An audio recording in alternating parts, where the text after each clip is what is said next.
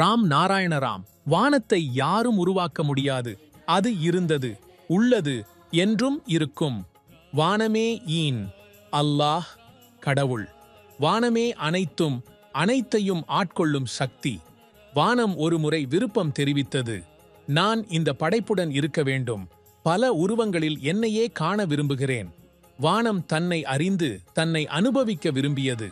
அதற்காகவே அது இந்த பிரபஞ்சத்தை படைத்தது. ஒரு மனிதன் எந்தவித தடைகள், சோகம், பயம், கவலை ஆகியவையிலிருந்தும் விடுபட முடியும்.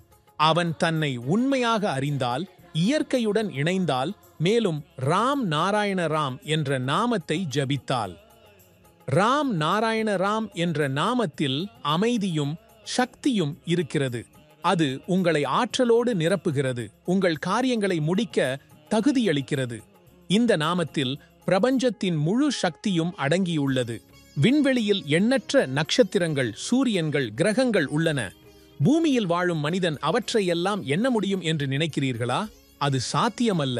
விண்வெளியின் ஆழம், அகலம், நீளம் ஆகியவற்றை யாராவது அளக்க முடியுமா? இல்லை. நாம் வெறும் ஊகிப்பதற்கே சமரசம் செய்கிறோம். அழிக்கவோ எண்ணவோ முடியாது. எனவே இந்த எண்ணற்ற விண்மீன்கள், கிரகங்கள் அல்ல வானத்தில் பிறந்தவை, உருவானவை. அவற்றை மனிதன் உருவாக்கவில்லை. வானத்தை யாரும் உருவாக்க முடியாது. அது இருந்தது, உள்ளது, என்றும் இருக்கும். வானமே கடவுள். வானமே அனைத்தும். வானம் விரும்பியது. நான் படைப்புடன் இருக்க வேண்டும். என்னையே பல வடிவங்களில் காண விரும்புகிறேன். அதற்காகவே பிரபஞ்சத்தை படைத்தது. இயற்கை என்பது ஒரு எளிதாக வாசிக்க முடியாத பெரிய புத்தகம். எண்ணற்ற சூரியன், சந்திரன், விண்மீன்கள், கிரகங்கள் உள்ளன. ஒரே ஒரு வாழ்நாளில் இதனை முழுமையாக ஆய்வு செய்வது சாத்தியமில்லை. இயற்கையை ஏதேனும் விஞ்ஞானி உருவாக்கியுள்ளாரா? இல்லை. விஞ்ஞானிகள் எதையாவது உருவாக்கினாலும் அது இயற்கையிலிருந்து பெறப்படும் மூலப்பொருளில் இருந்துதான். அந்த மூலப்பொருள் எங்கிருந்து வருகிறது? இயற்கையிலிருந்துதான். அதனால்தான் இயற்கை அனைத்திலும் மேலானது, அதுவே பரமமானது. நாம் அனைவரும் இயற்கையின் தர்மத்துடன் பிறந்துள்ளோம். நமது உடலே ஒரு வேத நூல். வானத்தில் இருக்கும் அனைத்தும், இந்த பிரபஞ்சத்தில் இருக்கும் அனைத்தும் நம்முள்ளேயே உள்ளது. நாம் அனைவரும் பிரபஞ்சத்தின் ஒரு ஊடகம், விண்வெளியின், இயற்கையின் மற்றும் ராம் நாராயண ராமின் ஊடகம். இதுவே நமது உண்மையான மதம். ஆனால் இன்று நாம் ஏன் மனிதனால் உருவாக்கப்பட்ட மதங்களை தேடுகிறோம்? நாம் இயற்கையின் தர்மத்துடன் பிறந்திருக்க இன்று அதை நாம் ஏன் மறந்து வருகிறோம்?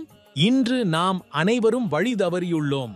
நாம் எங்கிருந்து வந்தோம், எங்கு செல்ல வேண்டும், வாழ்க்கையில் என்ன செய்ய வேண்டும், வாழ்க்கையின் நோக்கம் என்ன என்பதை நாம் இழந்துவிட்டோம். நாம் நம்மை கண்ணோட்டிக் கொள்ள முடியாமல் இருக்கிறோம். வாழ்க்கையில் என்ன செய்ய வேண்டும் என்பதை நிச்சயிக்க முடியாமல் தவிக்கிறோம். கவலை, மன அழுத்தங்களில் சிக்கி இருக்கிறோம். இந்த நிலையிலிருந்து வெளிவர தியானம், மெடிடேஷன் நமக்கு உதவுகிறது.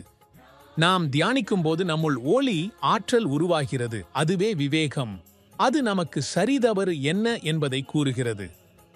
தியானம் நமக்கு புதிய ஆற்றல், சக்தி, புத்திசாலித்தனம் என அனைத்தையும் அளிக்கிறது. அது நமக்கு ஒரு மன அழுத்தம் இல்லாத வாழ்க்கையை அளிக்கிறது. வாழ்க்கையின் நோக்கத்தை தெளிவாக காண உதவுகிறது. இந்த ஆற்றலால் நம் வாழ்க்கையின் குறிக்கோளை நாமே தெளிவாக காண ஆரம்பிக்கிறோம்.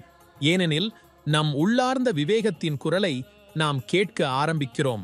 இன்று ஒவ்வொரு மனிதனும் ராம் நாராயண ராம் என ஜபிக்க வேண்டும். தன்னை இந்த பீஜ மந்திரத்திற்கு அர்ப்பணிக்க வேண்டும். இந்த பீஜ மந்திரம் அனைத்தையும் தன்னுள்ளே அடக்கி வைத்துள்ளது. இது முழுமையானது. நீங்கள் வாழ்க்கையை மாற்ற விரும்புகிறீர்களா? உடனே இந்த மந்திரத்துடன் இணைந்து விடுங்கள். உங்களையும் சமுதாயத்தையும் காக்குங்கள். ராம் நாராயண ராம்.